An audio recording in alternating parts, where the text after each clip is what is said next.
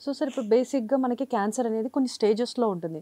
ఇప్పుడు ఈ prostate cancer అనే దానికి కూడా ఏమైనా స్టేజెస్ ఉన్నాయా?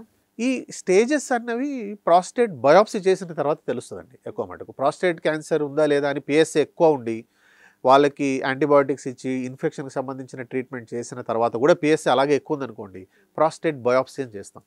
ఈ ప్రాస్టేట్ బయాప్సీలో తెలుస్తదనమాట. అసలు క్యాన్సరా కాదా? క్యాన్సర్ అయితే ఏ స్టేజ్ ఆఫ్ క్యాన్సర్‌లో ఉంది?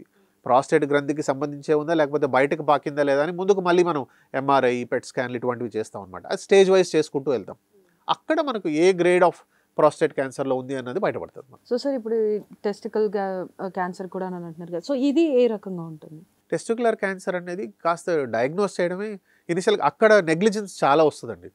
అన్‌లెస్ ఇట్లా సెల్ఫ్ ఎగ్జామినేషన్ చేసుకొని, వాళ్ళంతటికి వాళ్ళకి టెస్టిస్‌కి సంబంధించిన ఏదైనా వాపు ఉండడమో, లేదంటే టెస్టిస్ గట్టిగా మారిపోవడమో, కాస్త పెద్దగున్న వాపు ఉండడమో ఉంటే తప్పితే, వాళ్ళసలు దీని గురించి అవగాహనే ఉండదనమాట.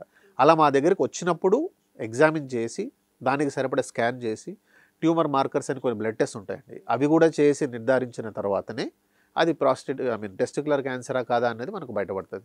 అవిట్లో కూడా పలు రకాలున్నాయన్నమాట. అవి ఇంక అక్కడి నుంచి ఎటువంటి టైప్ ఆఫ్ టెస్టిక్యులర్ క్యాన్సర్ అనే దాన్ని బట్టి వాళ్ళకి ట్రీట్మెంట్ ఇవ్వడం జరుగుతుంది.